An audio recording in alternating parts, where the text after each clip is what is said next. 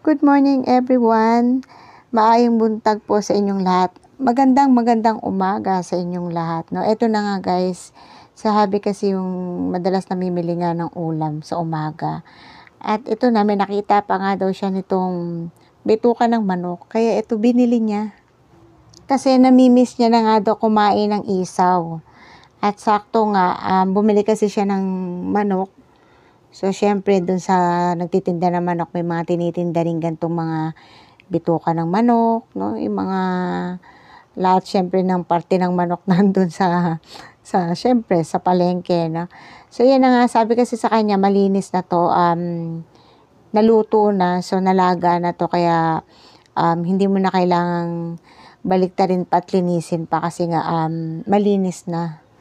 Pero syempre, chinek ko pa rin guys, no? Malinis naman na rin talaga kasi nga luto na, malambot na nga eh. So, ang gagawin ko na lang dito, hugasan ko na lang din ng ilang ulit pa para syempre, to make it sure na talagang malinis na.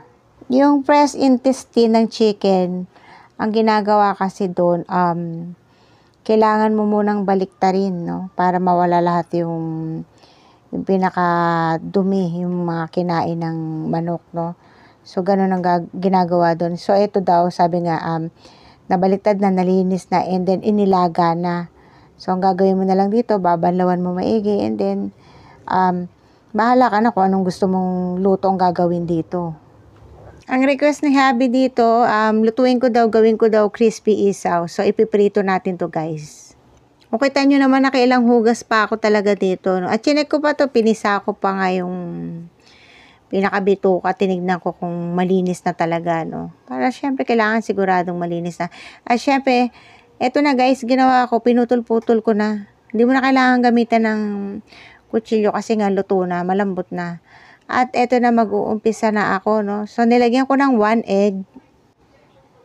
Pagkatapos, lalagyan ko ng black pepper, salt, and then, syempre, yung tak, di Ajinomoto, sasarap ang luto nyo. Naalala ko pa yung yung commercial ng MSG. At pagkatapos, ito na, nilagyan ko ng flour. Ganyan lang yan kadali. Hahaluin lang naman natin to ng maigi. Hindi ko na kinamay kasi madali namang haluin. So, ginamitan ko lang naman itong fork. Ganyan lang. Di ba? Nahalo naman kagad, so hindi na kailangan kamayin. Noon ang kadalasang gawa lang dito pag sinabing bituka ng manok, iniihaw, 'di ba? Yung makikita mo yung mga street food, no? Yung mga ginagawang barbecue, no? So masarap nga naman talaga yun, guys, no? Kaya lang syempre pagkakain ka nun, titignan mo rin naman talaga kung malinis talaga kasi minsan meron talagang hindi malinis ang pagkakagawa, no? Yung parang malalasahan mo pa yung alam nyo na yun, malalasahan mo pa yung hindi dapat malasahan.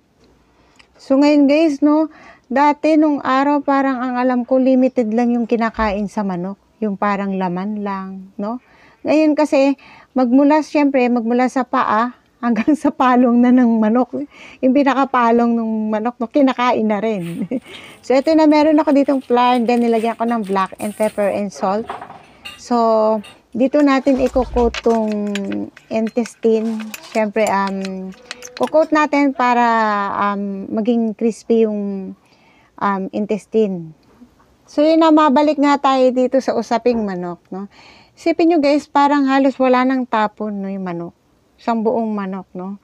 Parang itatapon mo na lang dyan yung kuko. Yung kuko at saka yung balahibo.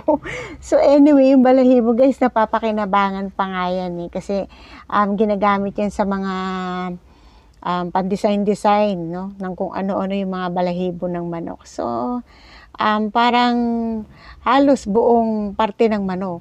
Napapakinabangan na talaga. Naalala ko kasi kami guys, no, sa bahay namin, maraming alaga yung mother ko ng manok, yung mga native chicken, no? So, kaya nga natutunan ko din magkatay ng ng chicken. Kasi nga marami kaming alaga na manok.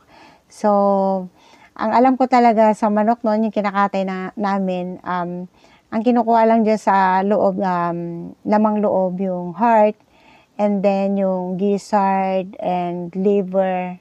So, yun lang yung kinukuha. And then, yung bituka ng manok, hindi nga namin yan, hindi namin yan kinakain, no? Kasi nga sa dami ng manok namin, hindi yan pinapansin, no?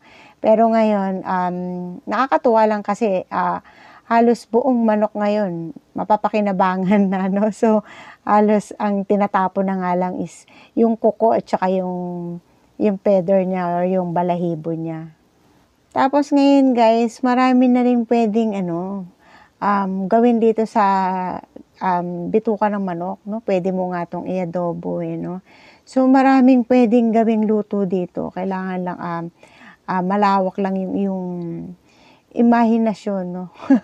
kung anong luto ang gagawin mo dito. So, ito guys, no? Medyo ingat-ingat lang kasi tumatalsik-talsik. Kaya layo-layo ko dito sa habang nagluluto ko kasi syempre masakit yung talsik ng mantika. Kaya ingat-ingat lang. At ito na guys, pag ganito naman, wag naman din laging kakain ng ganito kasi hindi naman to healthy talaga. No? Aminin natin, hindi to healthy. Alam niyo ba nga minsan ngayon sinasabi ko, ano yung mga masasarap na pagkain yun ang hindi healthy?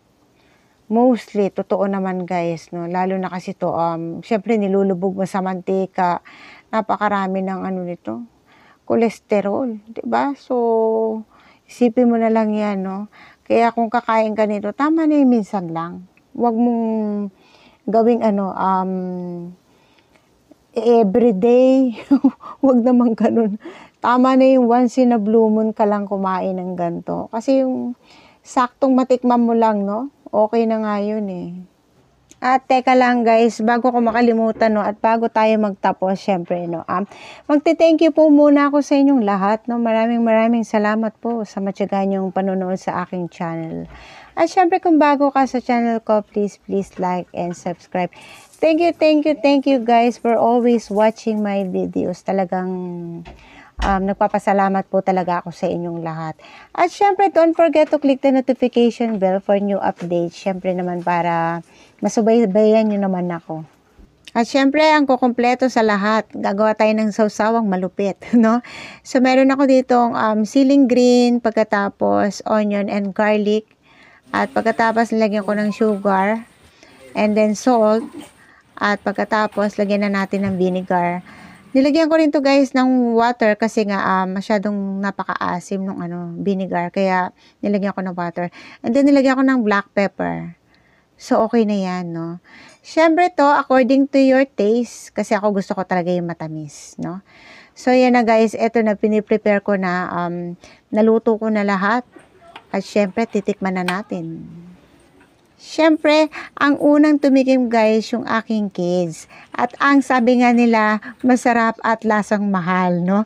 Ang layo daw talaga ng lasa dun sa nabibili sa, sa mga street food. Kasi ito nga, siyempre pag ikaw ang gumawa, alam mo talagang malinis.